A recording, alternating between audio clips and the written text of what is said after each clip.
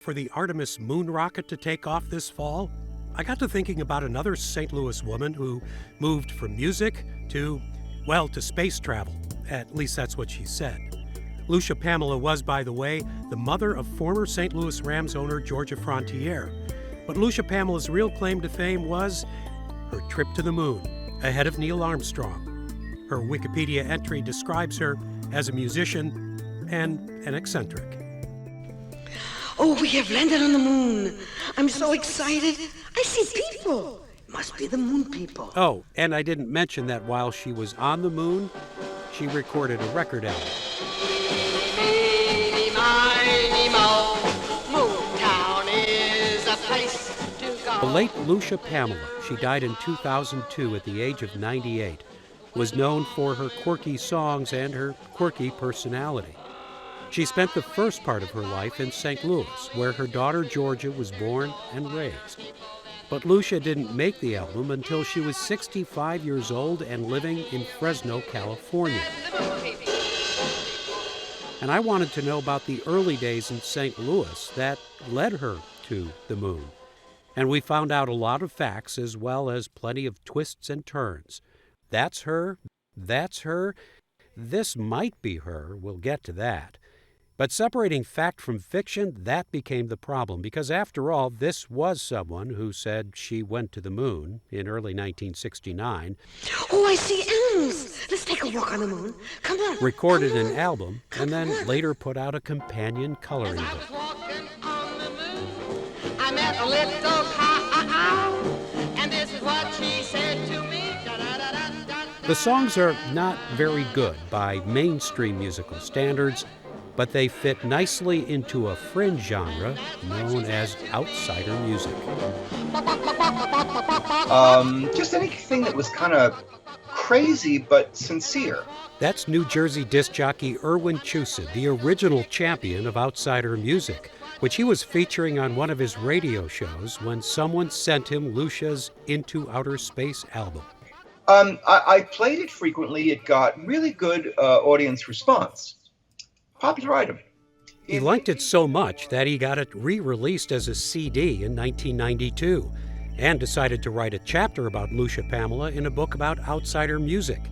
He met with her to hear about her life. She was almost 90 years old at the time, so she had a lot of stories. How as a child she burned her hand and her fingers melted together, and the surgical separation made her that much better at playing the piano. So good that when the great Paderewski heard her play, he said she would grow up to be the world's finest pianist. There was the story about how race car driver Barney Oldfield taught her how to drive, about Ziegfeld, about the Congressional Medal of Honor she won for entertaining troops. And of course, there was that trip to the moon. And I couldn't tell if she believed what she was telling me or she was making it up on the spot, or if these were stories she had told for years and it was just sort of a routine. I really didn't know. But I felt a bond with her. The issuing of the CD, the far-fetched stories, the charming personality made Lucia Pamela into something of a cult figure. In 2010, the Riverfront Times did a cover story about her, written by Amy Levitt, who now works in Chicago. The story was her personality and her fantasy world and this legend about herself that she created. She believed in her own world so much. It's really kind of charming. A Belgian filmmaker made a documentary about Lucia Pamela, although it's never been widely distributed. And her life was the basis of a one-act play by Pulitzer Prize-winning playwright Tony Kushner. It takes place on the moon, and there's Lucia, her accordion, and her Miss St. Louis sash, because that was always part of her story, that in 1926 she was crowned Miss St. Louis, and she had the tattered clippings to back it up. And whoever shot this home movie of a group of friends fooling around included this title card. So the person who found the film said it must be Lucia Pamela, Georgia Frontiere's mother, right? Well, my best answer is maybe. That title, Miss St. Louis of 1926, that was something I thought I could confirm. No, there is really no point to digging. It's a story. It's her story. And you can't like verify every fact, but it doesn't harm anybody. But I wanted to solve the mystery. Someone said everything Lucia said about herself had a grain of truth, and I was hunting for the grains. Let's start at the beginning, 1904, the year of the World's Fair. That's the year Lucia Pamela Beck was born in St. Louis, Missouri, and she did grow up to become a professional musician and entertainer. Yeah, she had talent. I mean, if you listen to the Into Outer Space, you can tell she knew what she was. She was playing about 15 instruments in that, and she was very good. In the 1930s, she was performing under the name Lucia Pamela all over town, playing the accordion and the piano in hotels and clubs and on the radio. One columnist said she was one of the few people who could play the piano and tap dance at the same time. Well, so maybe this is her. She was best known, though, for leading an all-girl band called the Musical Pirates, appearing in St. Louis and throughout the Midwest. She also made a name for herself, entering local parades and winning trophies for having the best decorated bicycle. She had it all: talent, personality, and good looks. Here's Lucia Beck at age 18, appearing in costume at a fancy society ball on the rooftop of the Hotel Statler. So it seemed she might well have been on the path to becoming Miss St. Louis. And if nothing else, I learned a lot about beauty contests in the 1920s, and there were a lot of them. The papers printed a lot of pictures of bathing beauties. The winner of the Miss St. Louis contest and the finalists would appear at a local theater, billed as Miss St. Louis and her court of shapely bathing beauties.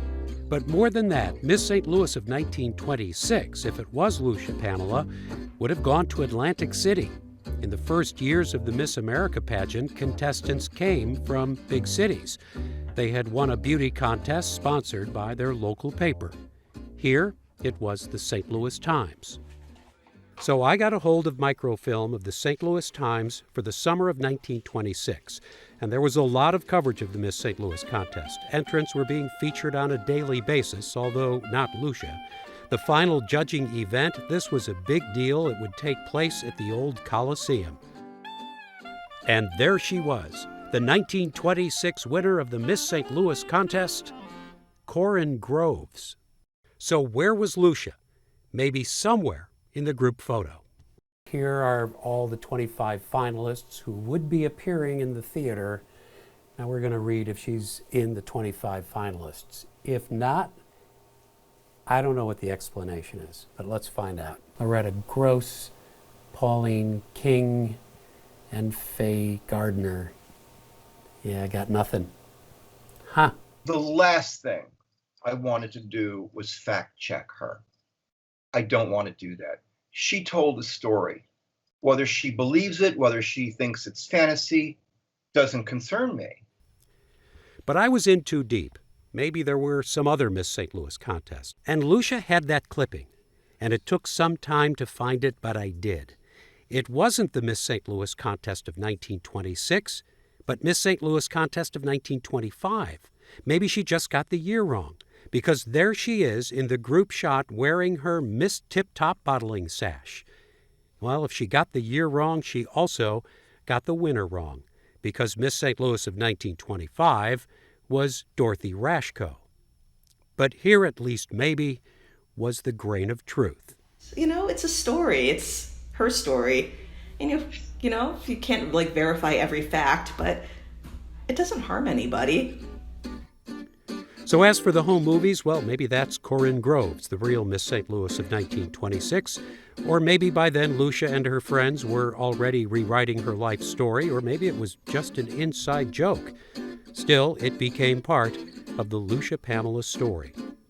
And I was thinking about the end of the movie, The Man Who Shot Liberty Valance, when the newspaper reporter tears up his story and tells Jimmy Stewart, "When the legend becomes fact, print the legend." After all, this was someone who said she went to the moon, and Lucia Pamela stuck to that story till her dying day. And like others, I got pulled into her world and her music, and it's way more fun just to take her at her word. Take that, Neil Armstrong. That's all right, I don't mind a bit. You and your big ideas.